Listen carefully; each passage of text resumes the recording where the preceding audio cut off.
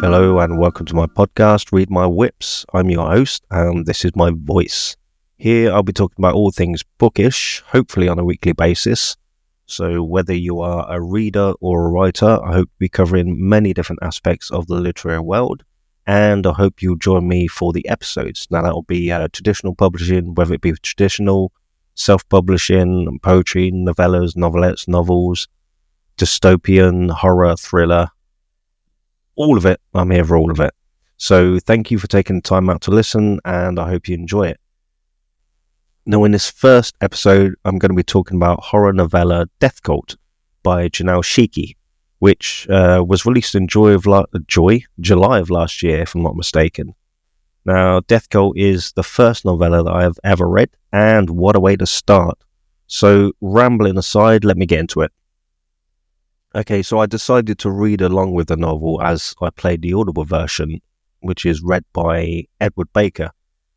I initially put the audio on, and then I decided that I wanted to read along with it, so I was taking in the text and the voice at the same time. And that was pretty much just to immerse myself deeper into the story, which turns out I really enjoyed doing, and I'll no doubt do again. I'm going to get to the audio version later in the review. I'd just like to start by giving you a quick read of the synopsis for those that are not familiar with the book or the author. Unfortunately, I don't have Edward Baker's voice, but that's my inverted cross to bear. You're just going to have to make do. Okay, so having just graduated from college, Jason and Eddie are ready to let loose and embark on a cross-country road trip. Nothing could go wrong. After some killer partying at a rock music festival in Nevada, they head out into the desert with girls and adventure on their minds. This situation takes a dark turn, however, when they lose direction and find themselves at the entrance of a ghost town in the bowels of a sprawling desert. The residents turn out to be a little off, to say the least. Meanwhile, Carrie has just found herself in the depths of a murky lair. Quick reflexes aid in her concealment, but she soon discovers the utter horrors that lurk within the dark recesses. Survival ultimately depends on her strength and cunning. Tensions escalate as Jason, Eddie and Carrie come to grips with their new chilling realities. All the while, a dark evil begins to reveal itself. For within this stretch of desolate landscape exists a cannibal death cult. Other meats are available, and they have an insatiable lust for blood. It's kill or be killed, and as the bloodshed intensifies, so does the fierce will to live. Okay, so Death Cult is divided into 13 chapters plus the prologue. I know that there has always been the question to prologue or not to prologue, with many offering very spirited arguments for and against. Personally, I am a fan of them if they are done right. And they need to feel relevant to the overall story, and there has to be a purpose for them being there in the first place. And I certainly feel like this is a case in Death Cult. In just a few pages, Janelle successfully sets up the tone for the rest of the story. It puts you right at the heart of it without giving anything away, just merely offering a glimpse of the horrors to come. So right from the start, you're already immersed within it, but completely in the dark about what might be to come and to how much worse things may get as you journey through it. A couple of things that really stood out from the very start are Janelle's use of juxtaposition, which is one out of two of the words I'll be using that people are probably bored of hearing, but I don't care, as I am an enthusiastic fan of that type of opposing balance within writing. You know, the light and the dark, the yin and the yang, the Laurel and the Hardy. So that quickly caught my attention. Also, I really love her use of language. It's wonderfully descriptive without overselling it. The author gives you clear imagery whilst still allowing the reader's mind to build their own images around it. And that's something that you can get too carried away with when writing. You know, I've lost count of how many books that I've read where the description, it's too much in your face. It wants to lay out everything for you. You know, they want to put everything in your mind. And I think the best way is to put enough and then let your own mind, we've all got our own minds, and let your own mind visualize what else is going around. So I really enjoyed it for that. The sentences are very well structured and flow almost organically from one to the next. And this carries on throughout the paragraphs, the scenes, the chapters, and right through to the climax of the story. And it feels very natural and real, and like gritty and palpable.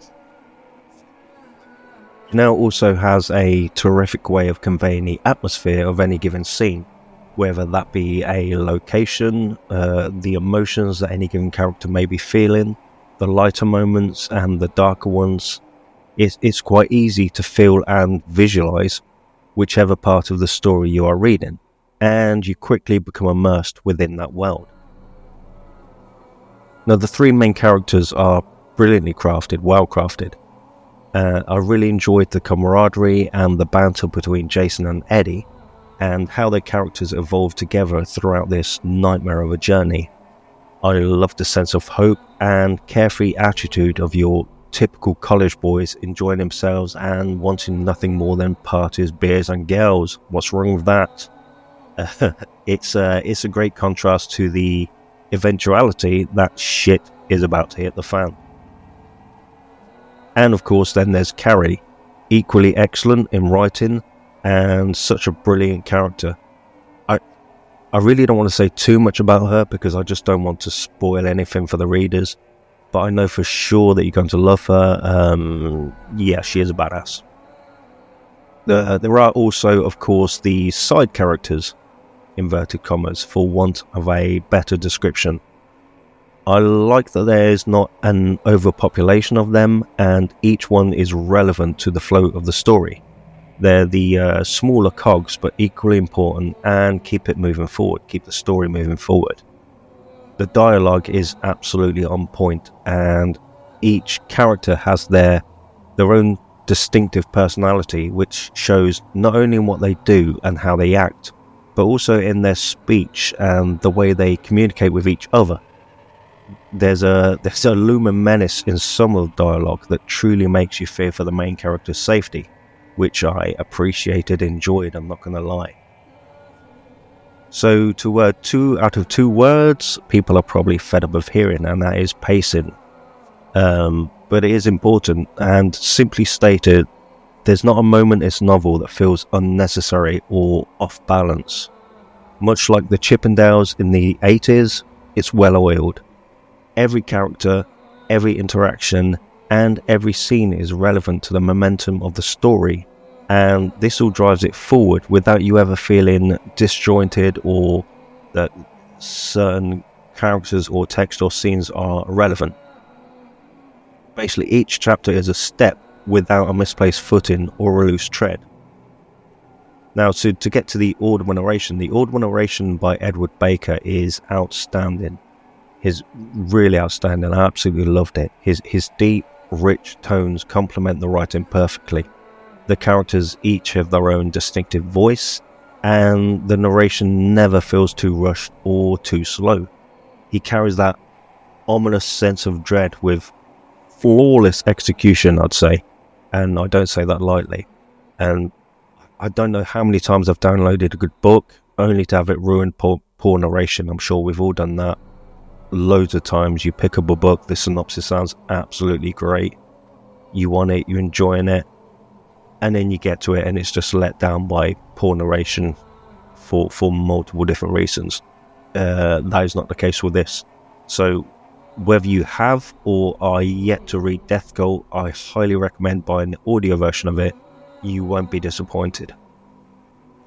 So does Death Cult deliver as a horror novella? Yeah, absolutely. It's not called Come By Our Cult.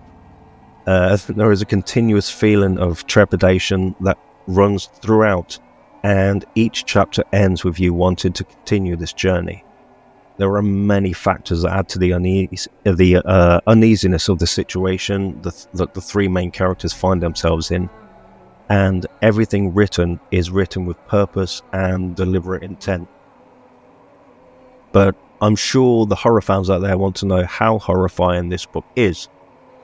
Well, I know that Janelle is a horror fan herself, and it really does show in Death Cult. I think it is fair to say that this is a blood letter. Death Cult is a blood letter, coining it, to classic horrors of old, which sits apart with her own unique twist and take. I don't want to say too much, but you will most definitely get what you want if you are looking for blood, figuratively speaking. Horror fans will certainly enjoy this, and even if it's not something that you would normally choose for yourself, I urge you to spread your wings and fly. Spread your wings and give it a try. It is a great story, incredibly well written.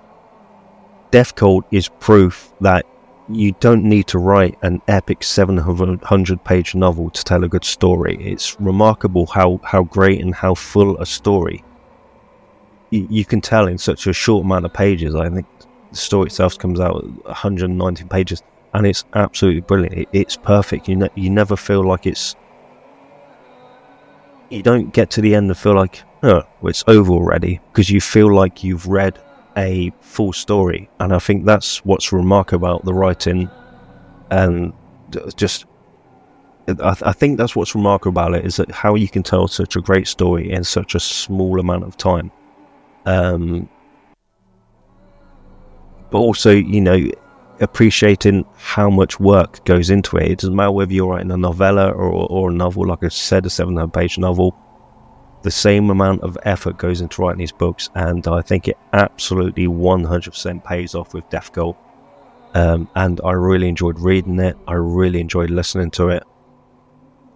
And I definitely think you will too. You absolutely should check it out.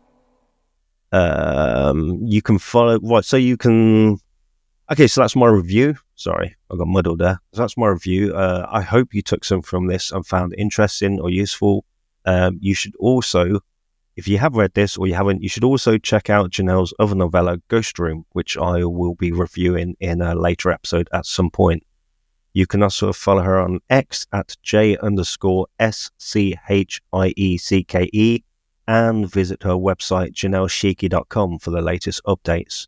You should also follow Edward Baker on X at EdwardBakerVO and check out his other awesome work.